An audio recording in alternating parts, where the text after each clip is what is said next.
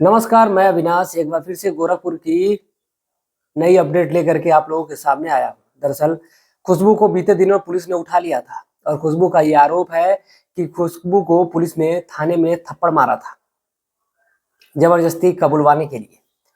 ऐसा खुशबू का स्टेटमेंट है और शायद इसी का विरोध करने के लिए, प्रदर्शन करने के लिए हाईवे को जाम कर दिया गया था। जो गोरखपुर से देवरिया का हाईवे है, उसको पुलिस को ये पता ही नहीं था और परिवार के जो लोग थे और जो गांव के लोग हैं, उन्होंने पूरे हाईवे को जाम कर दिया। लगभग 45 मिनट से ऊपर जाम रहा और उसको बड़ी मुशक्कत से खुलवाया गया। उसमें एक परिवार जो कि अपनी बीवी को लेकर के हॉस्पिटल जा रहा था, उसकी पत्नी गर्भवती होती है और लोग उसको जाने नहीं दे रहे थे, बल्कि उसके साथ भी लोग बदसलूकी करने पे उतर आए थे, गांव के जो लोग थे। ऐसा वीडियो में देखा जा रहा है साफ साफ। तो ऐसा नहीं करना चाहिए। अगर एक परिवार अगर उजड़ गया है तो उसमें पुलिस प्रशासन की कोई गलती नहीं है। और दूसरी बात यह है कि अगर एक परिवार उजड़ गया है तो आपको ये अधिकार नहीं है कि आप दूसरे के परिवार को भी उजाड़ें। अगर उस महिला को अगर कुछ हो जाता है तो उसका जिम्मेदार कौन होगा? यानी कि एक तरह से सीधा सीधा विरोध प्रदर्शन करने के चलते अगर एक गर्भवती महिला को, भगवान न करे कुछ हो जाए, लेकिन अगर हो जाता है तो उसकी जिम्मेदारी कौन उठाएगा? ये सारी चीजों का थोड़ा सा ध्यान देना चाहिए। अगर ऐसा स्थिति बनती है तो उनको जाने देना चाहिए, जाम को हटा देना चाहिए। विरोध प्रदर्शन अपनी जगह होता है। खैर, आते हैं आज के पूरी अपडेट पे कि आखिर पूरा मामला क्या है। दरअसल जो गोरखपुर का थाना लगता है चौरी चौरा, और इसी चौरी चौरा का शिवपुर चकदहा गांव है जो इस समय काफी सुर्खियों में है। वहां पर एक औरत के घर में घुस करके कुछ लोग उनको मौत की नींद सुला देते हैं और फिर वहां से फरार हो जाते हैं। लड़की के बयान पर पुलिस उनको अरेस्ट भी कर लेती है और अरेस्ट करने के बाद उनसे पूछताछ जारी है। लेकिन उसी कड़ी में जो लड़की बयान देती है उसको भी पुलिस उठाती है और उससे भी पूछताछ करती है और लगभग 2 दिन ये पूछताछ चलती है। एक दिन पुलिस उठाती है तो उसको ला करके छोड़ देती है, लेकिन दूसरे दिन भी पुलिस उसको उठाती है और पुलिस उससे पूछताछ करती है। और फिर जब लड़की घर आती है तो फिर वो आरोप लगाती है पुलिस के ऊपर कि पुलिस ने उसको थप्पड़ मारा है। लेकिन आखिर वो थप्पड़ मारने वाला शख्स है कौन? क्या खुशबू उसको पहचानती है? और आखिर थप्पड़ अगर मारा है तो क्यों मारा? दरअसल जब ये बात पूछी जाती है तो खुशबू ये बताती है कि जबरदस्ती उससे कबुलवाया जाता था कि हाँ बताओ कि उसके द्वारा ही गुनाह किया गया है। लेकिन खुशबू ने जब गुनाह किया ही नहीं है तो फिर आखिर वो कैसे कबूले? ऐसा लोगों का मानना है। वहीं पर जो आरोपी है संजय, वो अभी भी जेल की सलाखों के पीछे है, लेकिन पुलिस उस पर कोई भी चुप्पी तोड़ने के लिए तैयार नहीं है। एक और खुलासा हुआ है जिसमें जो मंगलवार को जब पुलिस उसको उठाती है, यानी कि कह लें कि खुशबू को उठाती है और फिर विशाल को भी उठाती है और दोनों से पूछताछ करती है और साथ ही साथ लगभग 6 लोगों को और उठाया जाता है।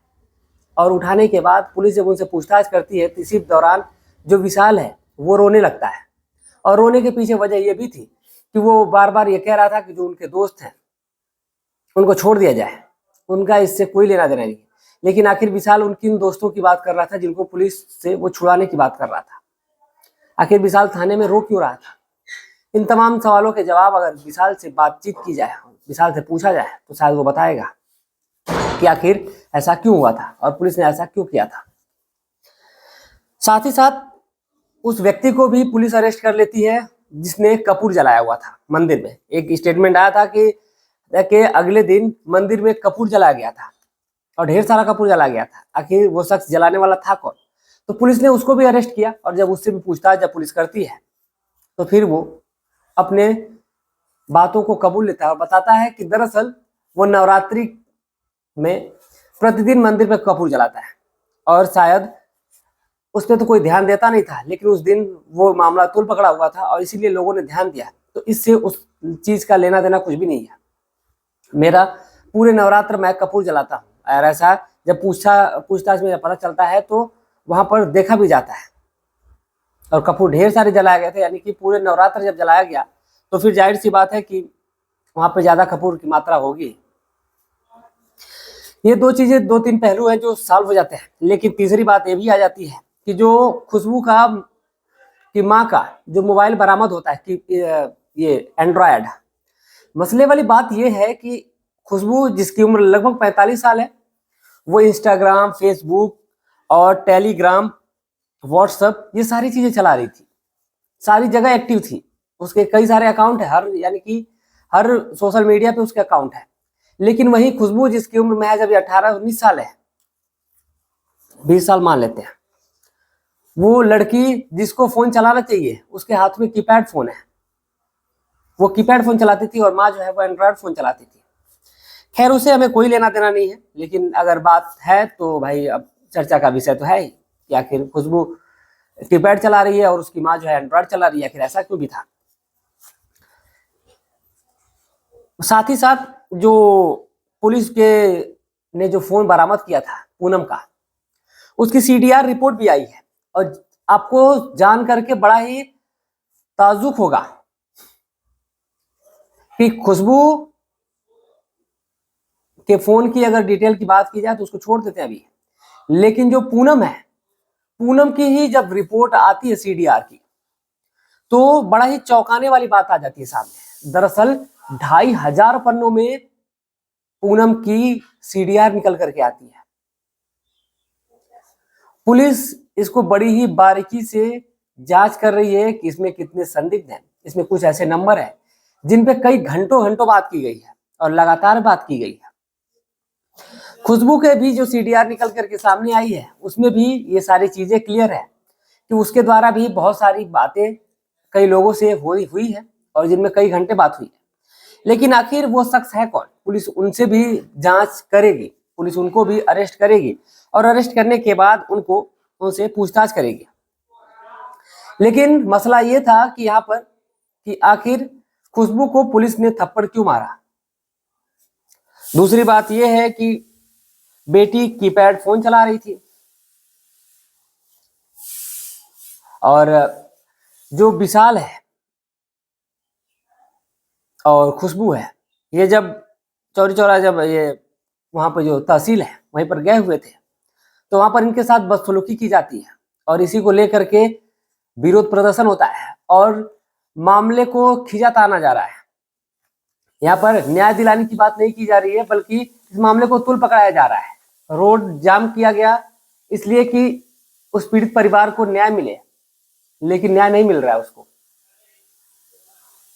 वो लड़की बिल्कुल एक तरह से कह ले कि मानसिक रूप से बिगड़ता, उसका जो मानसिक संतुलन है वो बिगड़ता जा रहा है, उसको इंसाफ नहीं मिल रहा है, ऊपर से उसको प्रताड़ित किया जा रहा है।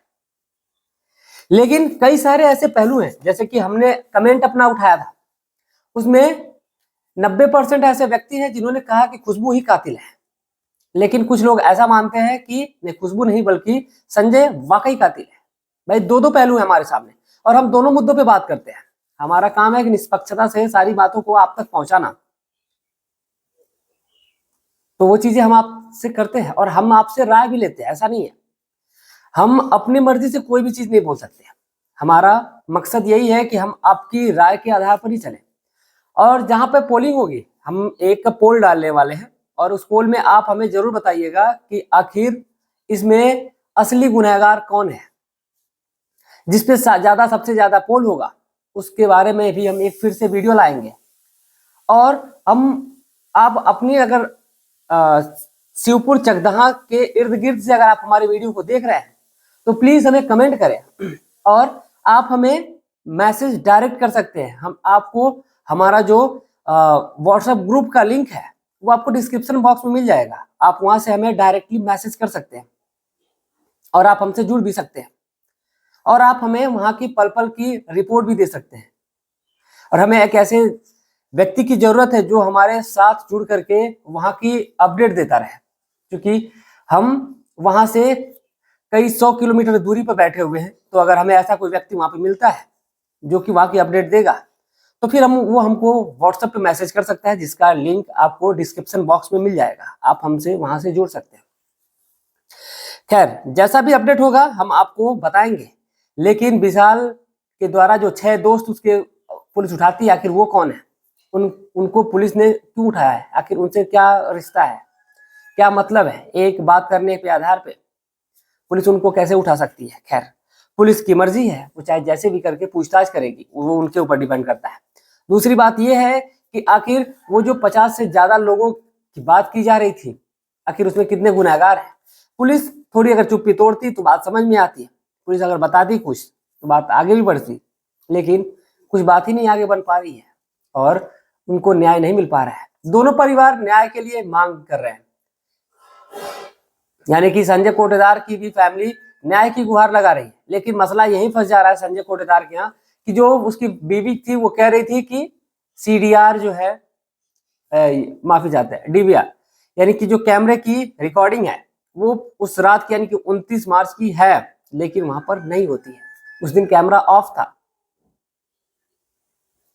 तमाम पहलू हैं जिन पे हम बात करेंगे, लेकिन हमारी वीडियो बनाने का मकसद यही था कि पुलिस ने खुशबू को थप्पड़ आखिर क्यों मारा। खुशबू का स्टेटमेंट है। खैर 2500 पन्नों की रिपोर्ट है और वो आएगी और उसकी जांच होगी, बारीकी से चल रही है, तो उसमें जो भी कुछ निकलेगा, जो भी अपडेट आएगा हम आप तक जरूर पहुंचाएंगे। खैर हमसे जुड़िए और अपनी राय हमें साझा करिए। मिलते हैं किसी ताजा अपडेट के साथ, तब तक के लिए हमें इजाजत दीजिए। जय हिंद, जय भारत।